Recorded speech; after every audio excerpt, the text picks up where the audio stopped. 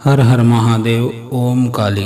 तो प्रिय भक्तजनों, आज के वीडियो में हम आपको उस देवी के बारे में बताएंगे, उस आदि शक्ति, उस पराशक्ति, उस राज राजेश्वरी के बारे में बताएंगे कि जिनके साधक के माथे पर राजयोग हो जाता है। जो भी इनकी साधना करता है वह राजयोग से युक्त हो जाता है और जीवन भर एक राजा की तरह वह जीवन जीता है। तो सबसे पहले हम उस देवी का नाम जान लेते हैं जो काफ़ी लोगों की कुल देवी भी है, वो मेरी भी कुल देवी हैं। तो उनके विषय में मैं आपको बताना चाहता हूँ। जो उनका बाल रूप है वह 8 वर्ष की कन्या के रूप में है। उन्हें बाला सुंदरी के नाम से जाना जाता है। उनका जो 16 वर्ष की आयु का रूप है वह षोडशी के रूप में जाना जाता है। और जो उनका यौवन का रूप है वह माँ ललिता के रूप में माना जाता है, जो कि विश्व की सबसे सुंदर, ब्रह्मांड की सबसे सुंदर महिला हैं, सबसे सुंदर देवी हैं। तो उनके बारे में हम थोड़ा जान लेते हैं। आपको पता ही है कि वो 10 महाविद्याओं में से तीसरे स्थान पर महाविद्या है। श्री विद्या के नाम से इन्हें जाना जाता है। त्रिपुर सुंदरी के नाम से जाना जाता है। राज राजेश्वरी इन्हें कहा जाता है क्योंकि यह राजाओं की भी राजा बनाने वाली देवी है, तो इन्हें राज राजेश्वरी कहा जाता है। ललित अंबिका कहा जाता है, कामेश्वरी कहा जाता है। यह सुंदरता की देवी हैं, यह स्वास्थ्य की देवी हैं, यह धन धान्य देने वाली देवी हैं।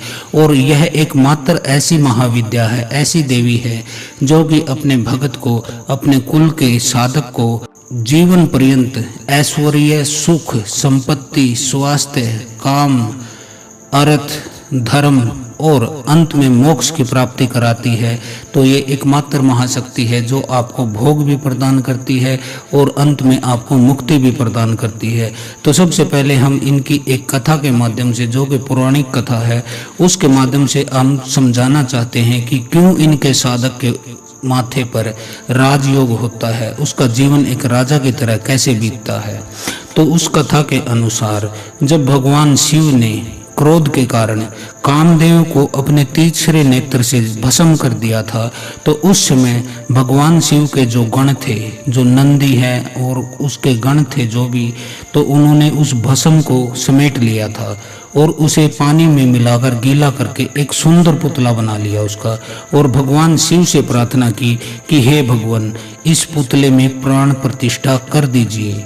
जिसके बाद भगवान शिव ने उस पुतले में प्राण प्रतिष्ठा कर दी थी। लेकिन वह भस्म से उत्पन्न होने के कारण उससे जो पुरुष उत्पन्न हुआ वह तमोगुण की अधिकता से युक्त था, यानी कि उसके अंदर तमोगुण अधिक था। जिसके बाद वह तीनों लोकों में हाहाकार मचाने लगा। उसने देवराज इंद्र के समान ही दूसरे स्वर्ग का निर्माण किया और स्वर्ग लोक पर आक्रमण करके उसे भी जीत लिया। जिसके बाद देवराज इंद्र ने देव ऋषि नारद के पास गए और उपाय के रूप में नारद जी ने उन्हें आद्या शक्ति की विधिवत पूजा करने के लिए कहा। तो देवराज इंद्र ने ऐसा ही किया कि जिसके बाद उनकी पूजा के माध्यम से जो शक्ति प्रकट हुई, जिस शक्ति का जन्म हुआ, जो शक्ति अवतरित हुई, उसका नाम देवी षोडशी था।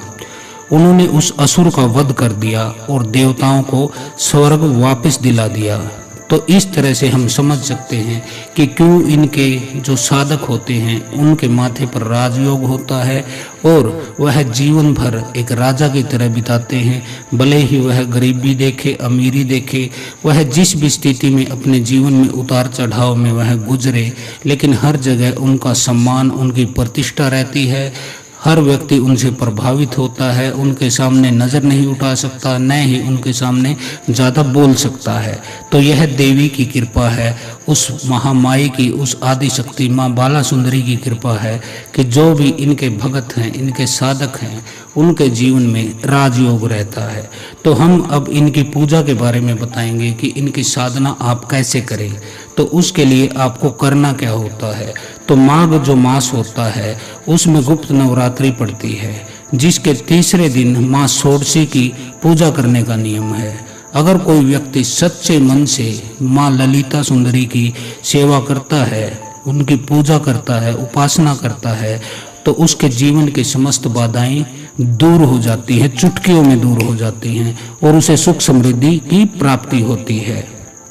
इसके अलावा माघ मास में पड़ने वाली इस नवरात्रि के तीसरे दिन माँ षोडशी की पूजा करने से मृत्यु के बाद मोक्ष की भी प्राप्ति होती है। यह भी हमारे शास्त्रों में वर्णित है। दुर्गा सप्तशती में इसके बारे में पूरी जानकारी दी गई है, जो भगवान ब्रह्मा जी ने उनकी वाणी से भी पता चलता है कि यह एकमात्र ऐसी देवी है जो जीते जी आपको इस लोक में तो सुख देती ही है, ऐश्वर्य देती ही है, धन संपदा और सुंदरता स्वास्थ्य का सुख देती है, मरने के उपरांत यह आपको मोक्ष भी प्रदान कर देती हैं। तो आज के इस वीडियो में हम आपको बताने जा रहे हैं कि आपको इस गुप्त नवरात्रि में तीसरे दिन षोडशी की पूजा कैसे करनी है। तो इनकी पूजा का जो महत्व है पहले वह जान लेते हैं हम। शास्त्रों में माँ षोडशी को महाविद्याओं की तीसरी विद्या बताया गया है। ऐसा माना जाता है कि माँ बाला सुंदरी तीनों लोकों में सबसे सुंदर है। माँ षोडशी को त्रिपुरा सुंदरी, ललिता, राज राजेश्वरी कहा जाता है। शास्त्रों में तो इन्हें माँ पार्वती का प्रतिनिधित्व करने वाली देवी बताया गया है, इसलिए इन्हें माँ षोडशी को तांत्रिक पार्वती भी कहा जाता है। माँ षोडशी 16 वर्ष की कन्या के रूप में दिखाई देती हैं। जो भी इनके साधक होते हैं, जो अनुभव करते हैं, इनके दर्शन करते हैं, तो उन्हें यह 16 वर्ष की कन्या के रूप में, जो अति सुंदर कन्या है, जो सफ़ेद कमल पर बैठी हुई है, लाल वस्त्र पहने, उनके एक हाथ में माला, एक में अंकुश, एक में उनके धनुष बाण है और एक हाथ से वह अपने भक्तों पर कृपा के लिए आशीर्वाद दिए रखती है। और इनका रंग जो है सुनहरा लाल रंग होता है माता का। माँ दुर्गा के समस्त रूपों में जगत प्रसिद्ध देवी त्रिपुरा सुंदरी का रूप है। यह देवी तीनों लोकों में सबसे सुंदर और सभी कर्मों में बहुत जल्दी से फल प्रदान कर देती है। यदि आप इनकी उपासना करते हैं तो यह बहुत शीघ्र प्रसन्न हो जाती हैं अपने भगत पर और अपनी कृपा प्राप्त कर देती हैं उसको। और जिनकी यह कुल देवी है उनके लिए तो वारे के न्यारे हैं, क्योंकि उन्होंने तो बिना किसी साधना के, बिना किसी तप के, किसी तपस्या के, किसी अनुष्ठान के इनकी कृपा प्राप्त कर ली होती है, क्योंकि यह उनके कुल की देवी होती है। उनके तो रक्त में भी इनका प्रवाह होता है, यह उनके कुल देवी होती हैं। तो हम अब आगे बात करते हैं। माता जो है 16 कलाओं से युक्त देवी है, 16 वर्ष की कन्या की तरह, जिसमें हजारों सूर्य का तेज उनके अंदर समाहित होता है। उनका जो तेज है वह हजारों सूर्यों के तेज के बराबर है। और माँ षोडशी की पूजा करने से, माँ षोडशी की पूजा करने से मनुष्य को सभी प्रकार के ऐश्वर्य और भोग प्राप्त होते हैं। तो ऐसा कहा जाता है, ऐसा अनुभव किया जाता है कि देवी जो हैं वह धर्म, अर्थ, काम और मोक्ष चारों प्रदान करने वाली हैं। एक मनुष्य के जीवन में जो 4 कर्म होते हैं, जो जरूरत होती हैं, उसके मुख्य जो प्राथमिक और अंतिम जरूरत होती हैं, धर्म, अर्थ, काम और मोक्ष, वह सभी यह देवी देने वाली है। तो अब हम इनकी पूजा के लाभ भी जान लेते हैं। तो माँ षोडशी का जो है यौवन और आकर्षण की देवी के रूप में जाना जाता है। यदि आप पर इनकी कृपा हो जाती है तो आप आकर्षक व्यक्तित्व के स्वामी बन जाते हैं। आपको सौंदर्यता प्राप्त होती है, आप लोगों को प्रभावित करने लग जाते हो। आपकी आवाज के अंदर वो पकड़ आ जाती है कि जिससे व्यक्ति आपसे जुड़ जाता है, बंध जाता है और आपसे प्रभावित रहने लगता है। इसके बाद अगर आपके दाम्पत्य जीवन में हमेशा कलह रहती है, कलेश रहता है, घर में आपके जो है झगड़ा रहता है और आपका कोई प्रियजन आपसे नाराज हो गया है, समाज में आपके सम्मान को ठेस पहुंची है या फिर आपके पद को जो है कोई नुकसान हुआ है, तो वह भी देवी की कृपा से ठीक हो जाता है।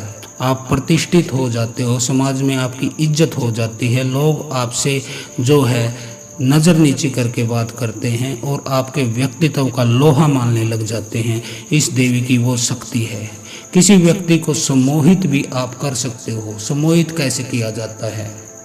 आपकी बातें सुनकर, आपकी वाणी सुनकर वह आपसे प्रभावित हो जाए और आपकी बातें मानने लगे, आपकी बातों को गंभीरता से लेने लगे, आपको अपने जीवन में महत्वपूर्ण स्थान दे, एक आदर्श के रूप में आपको, एक मार्गदर्शक के रूप में आपको जो मानने लग जाता है, उसी को वशीकरण कहा जाता है।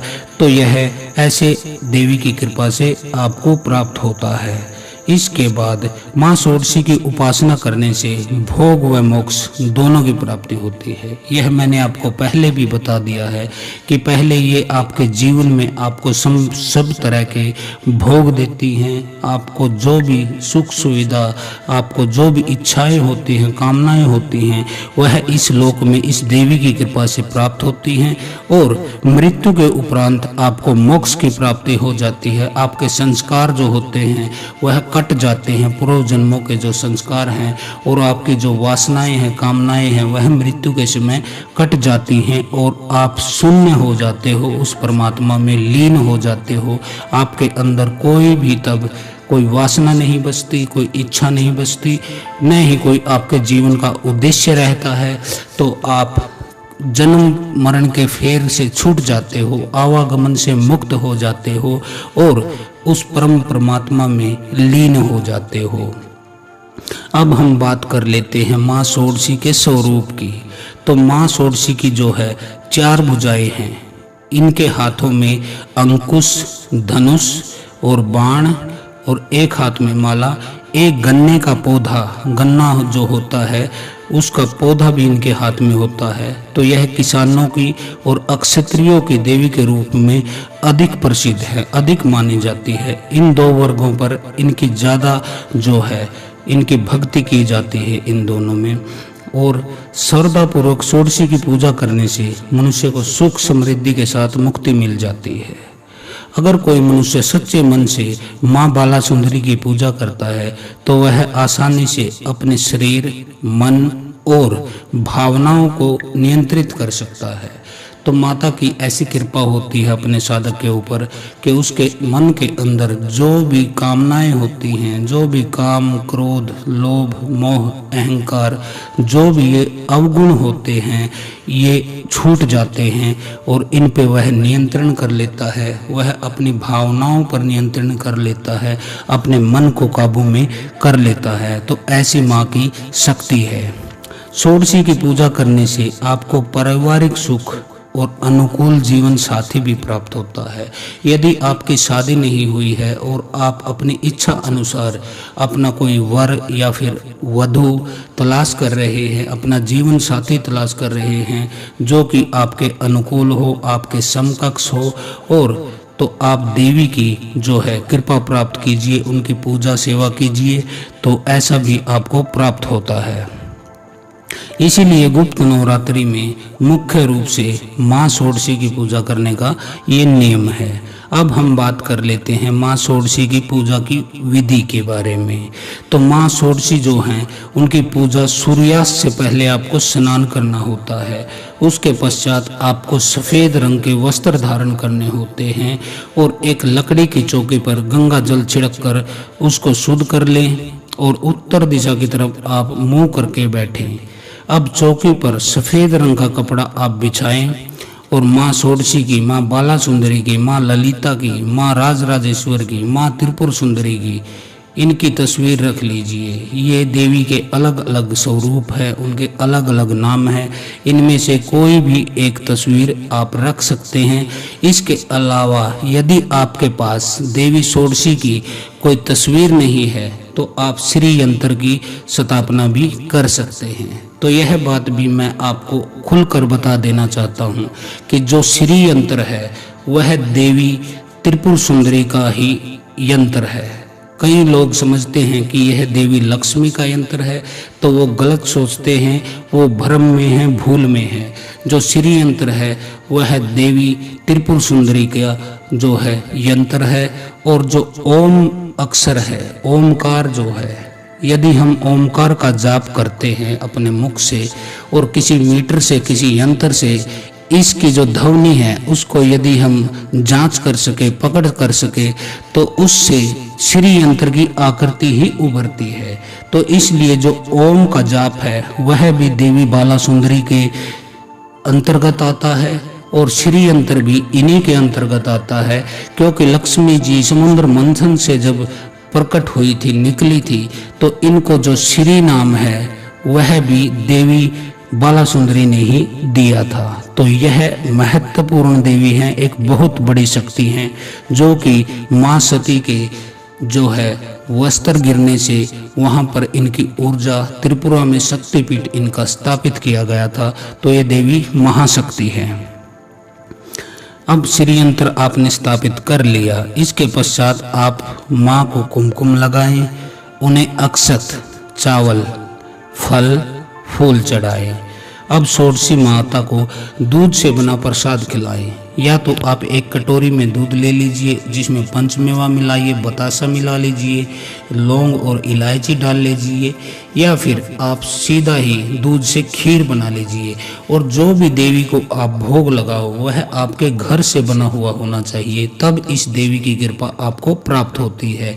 बाजार से यदि आपने दुकान से इधर उधर से कुछ सामान खरीद कर देवी को भोग लगाया तो ऐसी चीज़ों को वह स्वीकार नहीं करती है, वह आपसे प्रसन्न नहीं होती है। इसलिए ध्यान रखना, आपकी अक्षमता भले ही कम हो तो आप कम भोग लगाइए, ज़्यादा हो तो ज़्यादा भोग लगाइए। बेशक आपकी अक्षमता 1 चम्मच भोग लगाने की है, लेकिन वह आपके हाथ से आपके घर पे बना हुआ होना चाहिए। इसके बाद यदि हम बात करते हैं तो ये सभी चीज चढ़ाने के पश्चात सच्चे मन से माँ षोडशी की आप पूजा कीजिए और इस मंत्र का जाप कीजिए 108 बार। मंत्र मैं आपको बता देता हूँ। ओम ऐं ह्रीं श्रीं त्रिपुर सुंदरिये नमो। ओम ऐं ह्रीं श्रीं त्रिपुर सुंदरिये नमः। ओम ऐं ह्रीं श्रीं त्रिपुर सुंदरिये नमः। ओम ऐं ह्रीं श्रीं त्रिपुर सुंदरी नमः। इसका जो है मैं आपको गाकर भी बता देता हूँ कि इसकी ध्वनि कैसी होनी चाहिए, आपका स्वर कैसे होना चाहिए। तो इसका स्वर ऐसे होना चाहिए। ओम ऐं ह्रीं श्रीं त्रिपुर सुंदरी नमो नमः।